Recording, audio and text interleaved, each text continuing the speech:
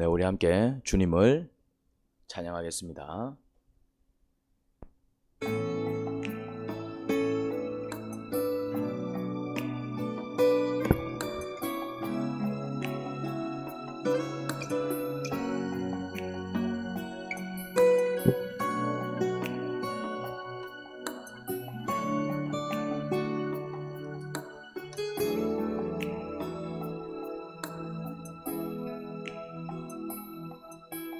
내게 주어진 하루를 감사합니다. 내게 또 하루를 허락하심을, 이 하루도 헛되이 보내지 않으며 살기 원합니다. 이런 은총 받을 만한 자격이 없지만 주의 인자하심이 힘으로 이 하루도 내게 주어졌음이하여 감사드립니다.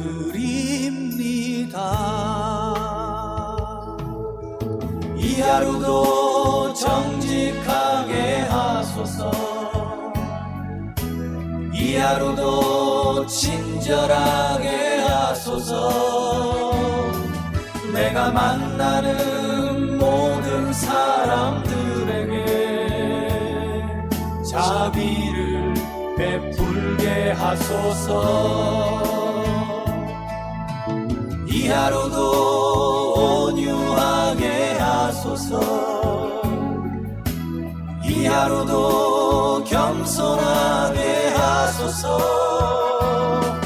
나의 걸음을 지치게 만드는 이들에게 용서를 베풀게 하소서.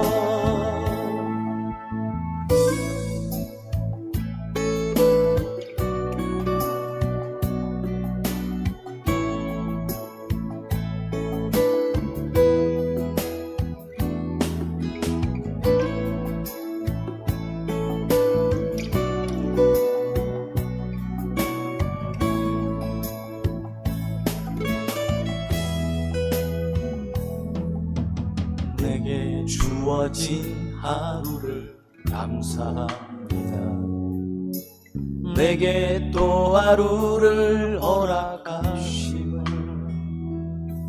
즐거운 일이든 혹 슬픈 일이든 감사드립니다. 비록 이 하루가 나를 울린다 해도 원망에만 품지 않을 이유는 나의 주님이 모든 일을 주관하셔서 선을 이루심이라. 이 하루도 평화롭게 하소서. 이 하루도 강건하게 하소서. 험한 폭풍이 몰아치는 중에도 평강을 누리게 하소서. 이 하루도 성실하게 하소서. 이 하루도 순종하게 하소서. 나의 마음을 아프게 만드는 이들에게 은총을 베풀게 하소서. 행복을 빌게 하소서. 축복을 베풀게 하소서.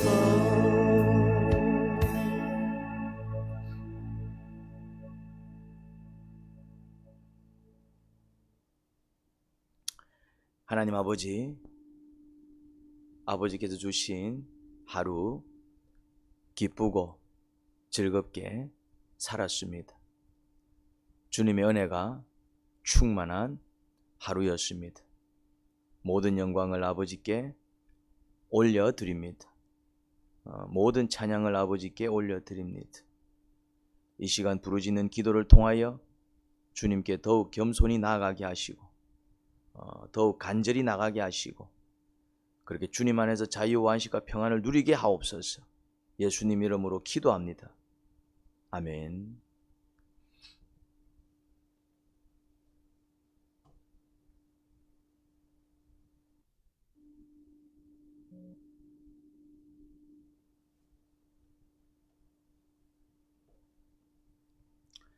마태복음 26장 1절부터 5절까지입니다.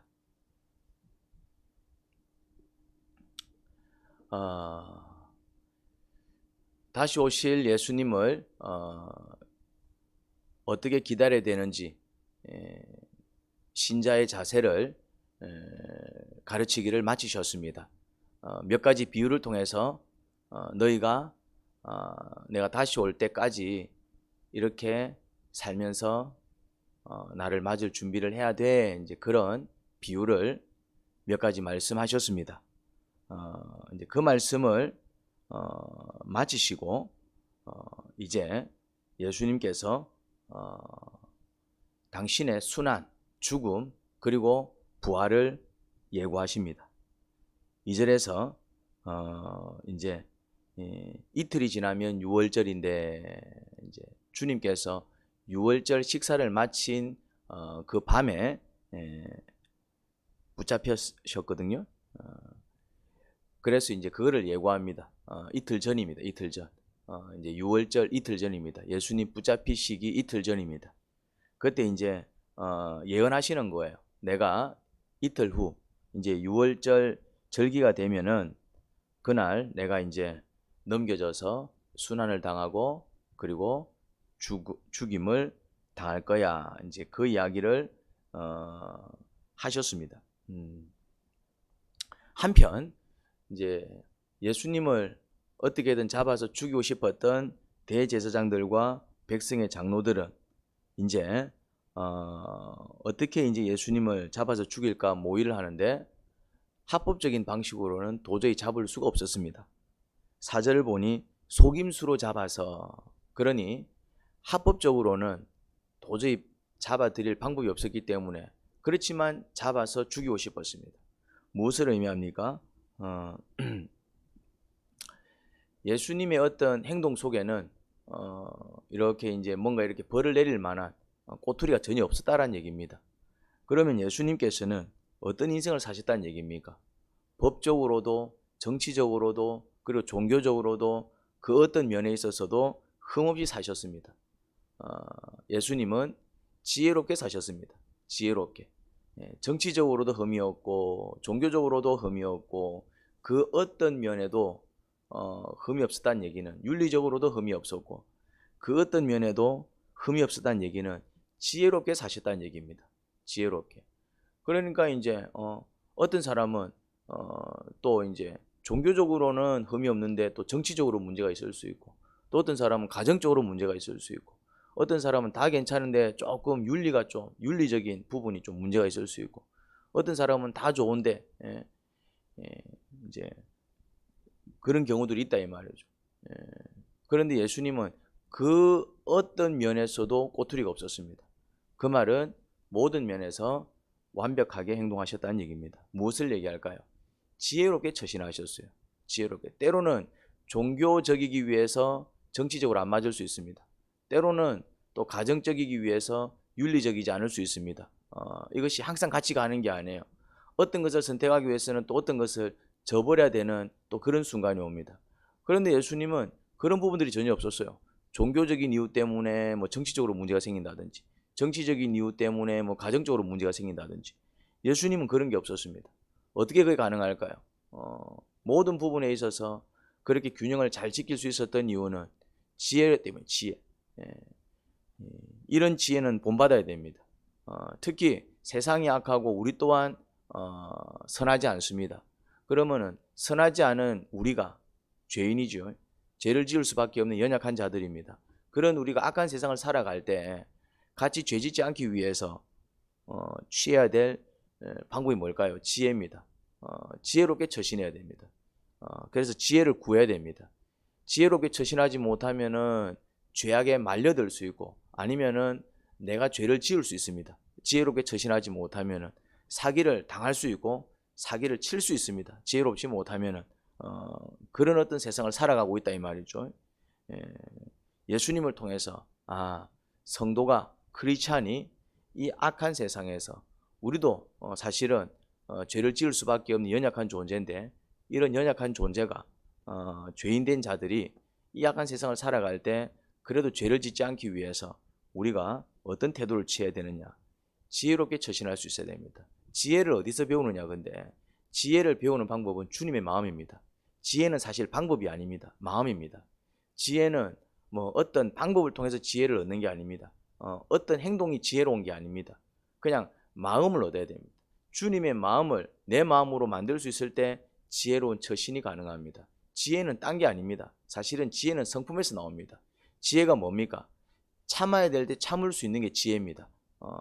그리고 이제 웃을 수 없는 상황에서도 미소를 지을 수 있는 게 지혜입니다. 그리고 때로는 아니다 싶을 때는 또 이렇게 강단 있게 나갈 수도 있어야 됩니다. 또 용기를 드러내야 될 때는 또 용기를 드러내야 됩니다. 이게 지혜다 이 말. 지혜는 그때 정말 내 성품을 역행해서 주님의 마음을 드러낼 때 그게 이제 지혜가 되는데 우리는 우리의 성격대로 살아가기 쉽지 주님의 마음을 우리가 이렇게 행동하기는 쉽지가 않습니다.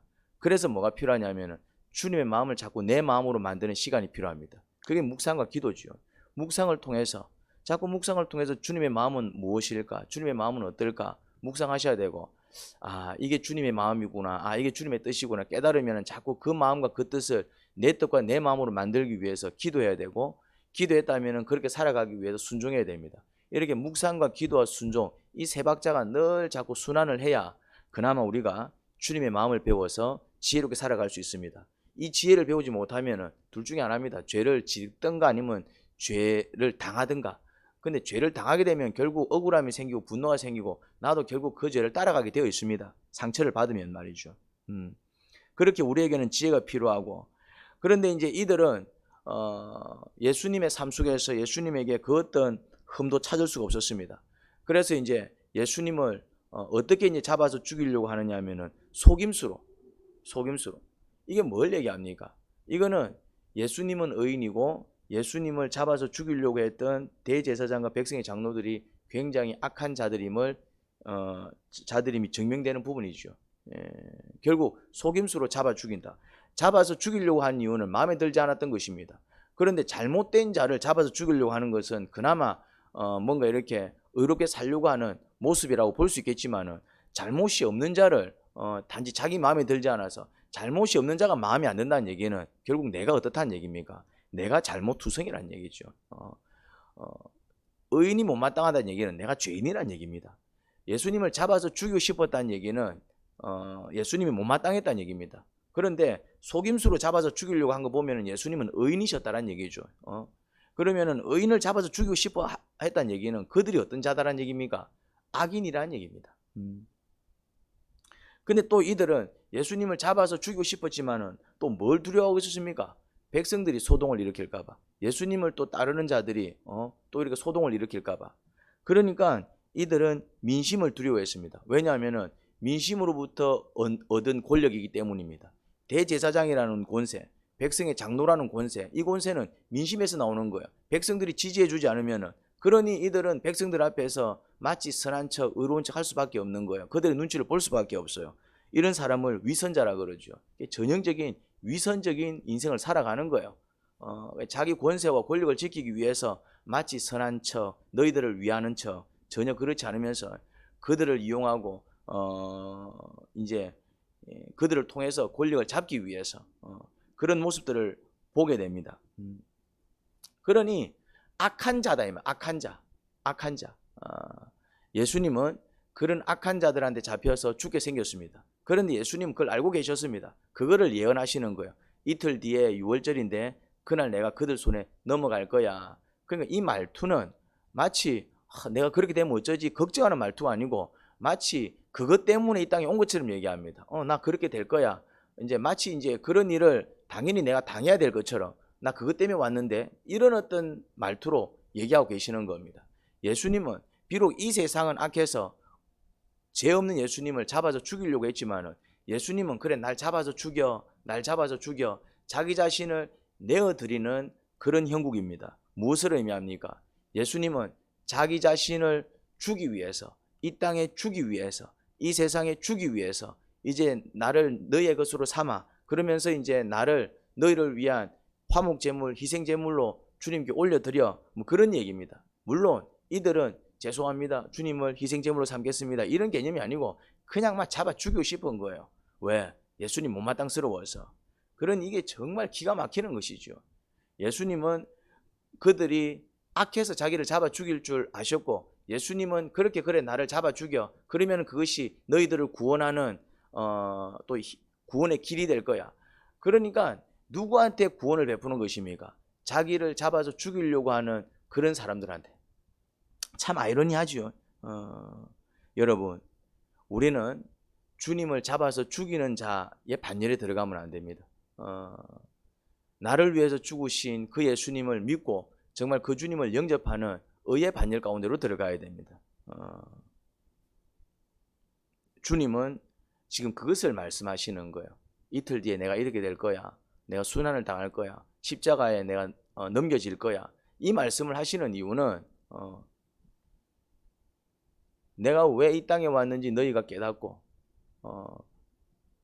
너희를 대신해서 죽은 나, 다시 말해서 나를 대신해서 죽으신 예수님, 그 예수님의 사랑과 구원을 깨닫고 너희가 정말 나를 영접해서 나를 믿어서 그렇게 천국으로 갈 수 있는 백성들이 되기를 바란다 간구하시는 주님의 마음을 느낄 수가 있습니다.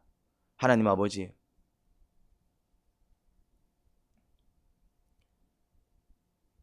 예수님은 이틀 뒤에 이제 잡혀 죽게 될 것을 예고하셨습니다. 어떤 마음으로 또 그런 말씀을 예고하셨을까요?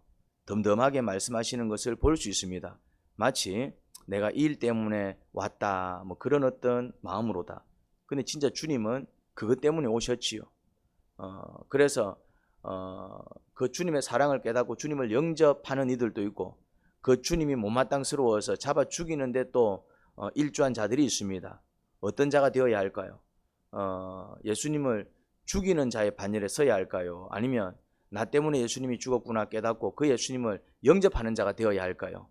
예수님을 죽이는 반열에 서서 정말 마귀의 뒤를 쫓아 지옥 가는 어리석은 인생이 아니요, 주님은 나 때문에 죽으셨구나 깨닫고 그 주님을 마음에 영접하는 또 그 의인의 반열에 서서 천국으로 입성할 수 있는 저희 모두가 되기를 간절히 소원합니다.